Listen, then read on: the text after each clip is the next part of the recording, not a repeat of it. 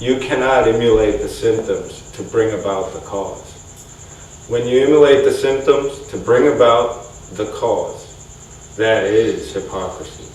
What does it mean, Mike? For example, Baba says if God lights a fire in your heart, He lights it so that no smoke comes out of your mouth.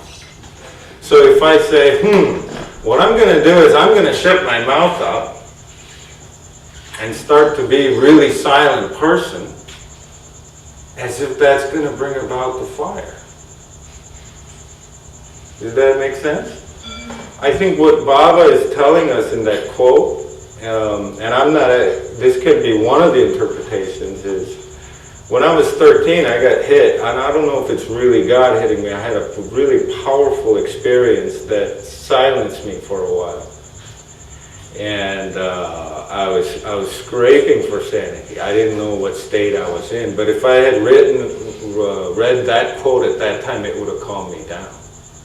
You know, I think that quote is there so that when people climb the plains, or when they start to become advanced, when they have experiences or see realities that are so beyond their own intellect's grasp, and they become silenced, to console them.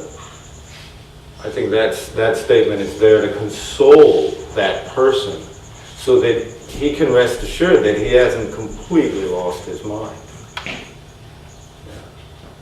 And I think that's it's not so that Baba is not telling us to be quiet, I don't think.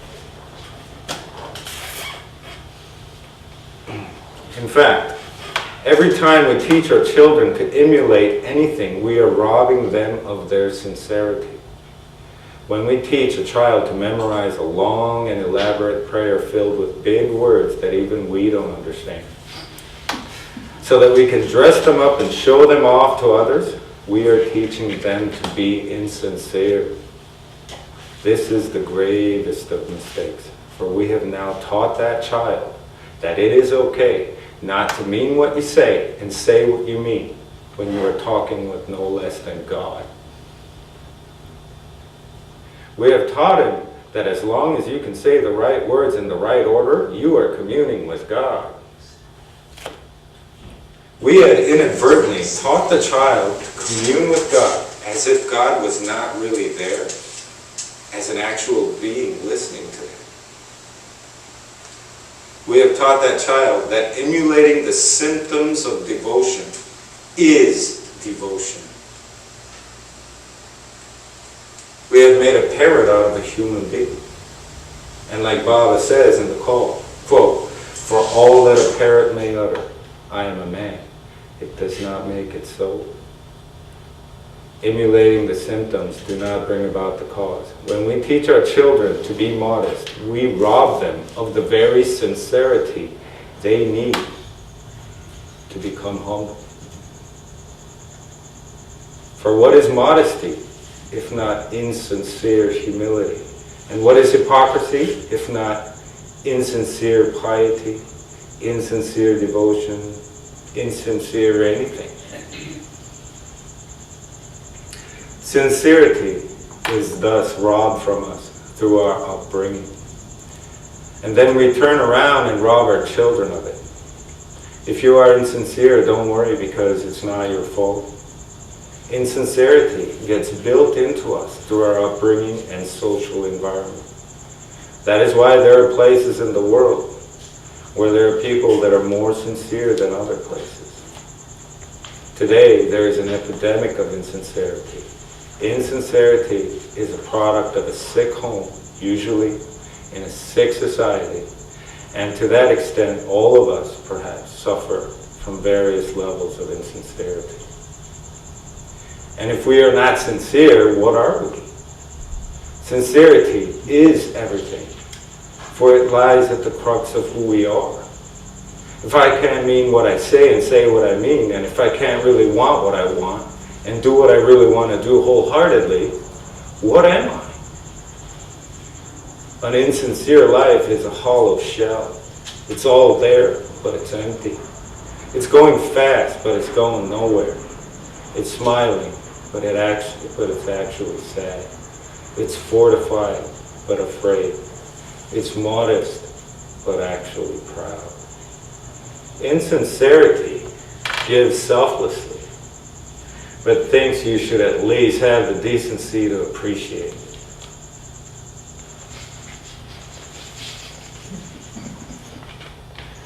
When we are insincere, we are deceiving ourselves and others around us. But moreover, when we are insincere, we are trying to deceive God.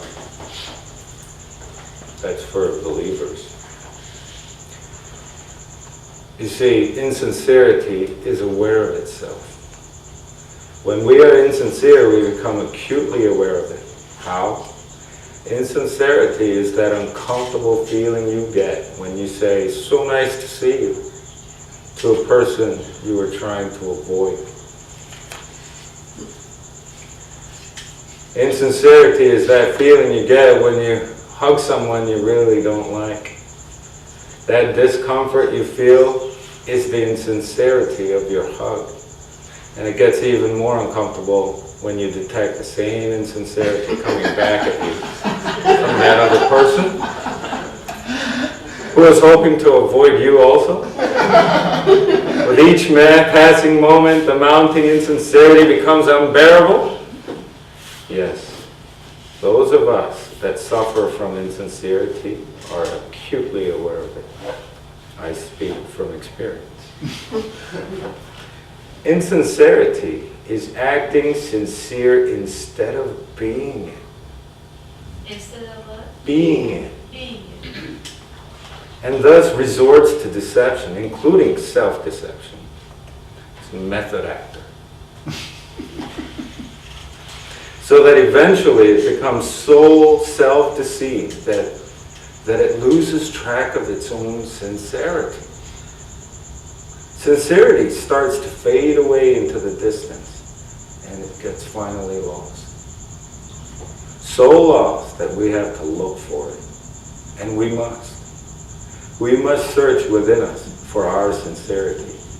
Not try to show symptoms of sincerity, but to search for it within us. For it is this very act of searching for one's sincerity that makes us sincere. And I thought that one was really interesting. Sincerity is, there's something about sincerity that's looking for sincerity actively. To find our sincerity, we must hack away through a jungle of insincerities with a big machete. And that machete shall have a name. It shall be called honesty. With honesty, we can purge ourselves of insincerity. And when all the vines of insincerity are removed, what's left at the bottom, way down at the bottom, that's our sincerity.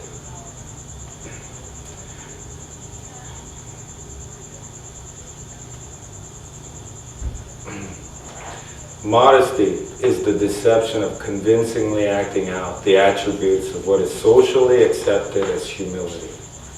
Modesty, as a form of insincerity, is also acutely aware of itself. That is why we feel uncomfortable when we receive praise or when we meet people.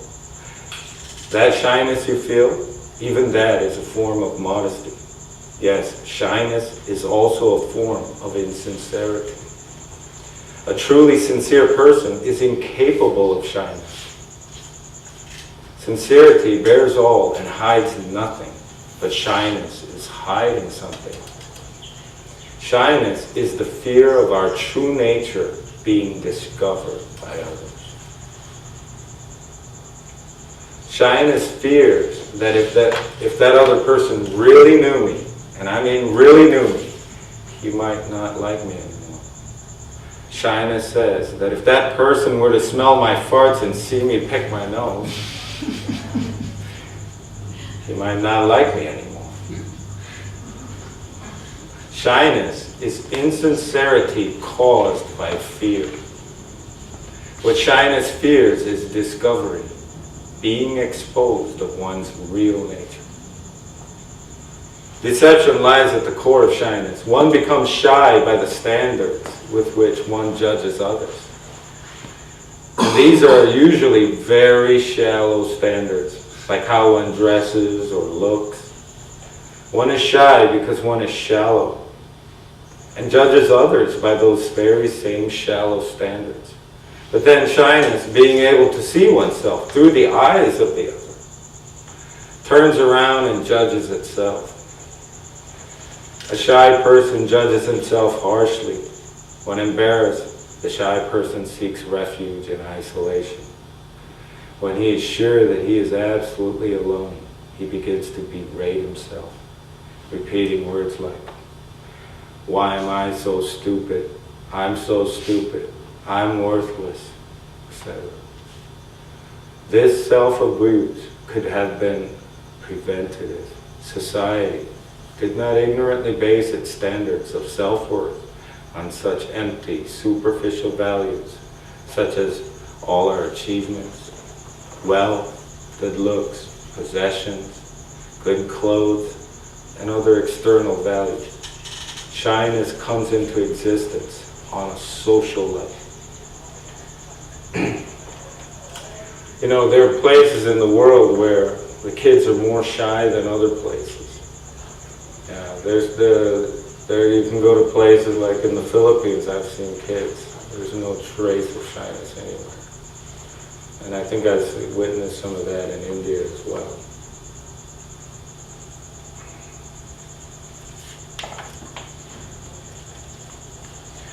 I bring up shyness because of its proximity to modesty. For there is something shy about modesty and something modest about shyness. And humility is not shy, not at all. Why? Because humility doesn't care. It doesn't care enough about itself to care what others think of it.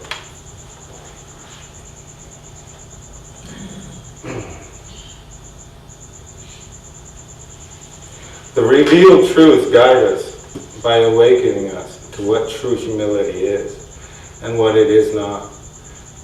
Based on this knowledge, and with the machete of honesty in our hands, we can then chop at the vines of modesty within us.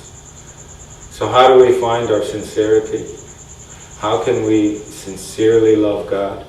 Our sincerity is what is left when we shed ourselves of our insincerities. And we shed our insincerities by shedding our reasons. We make our love for God sincere by shedding our reasons for loving God. When Baba says the best reason for loving God is for no reason at all, he is telling us to shed our reasons.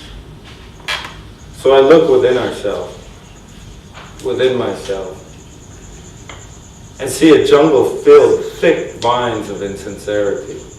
I grab the machete of honesty, and with courage I hack towards my goal, utilizing the revealed truths as my guide.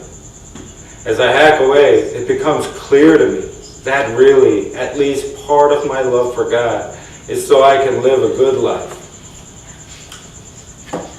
You know that, you know what I'm talking about. Not too rich, not too poor either. It's that good old God will take care of us Social Security plan. I hacked at the vine of fear and found that my love for God was at least in part due to reasons of fear.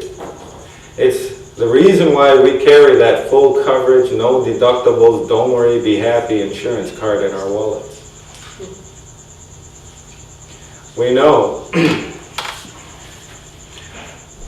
you know, that one that covers fear of death, of chaos swallowing us up, fear of evil, fear of hell. I hack at the vine of pride and find that at least part of my love for God was based on reasons of pride. For I do want to be a really, really wise man who can see things that are yet to come, who can see through others and know them better than themselves, and who can see within himself and see the truth.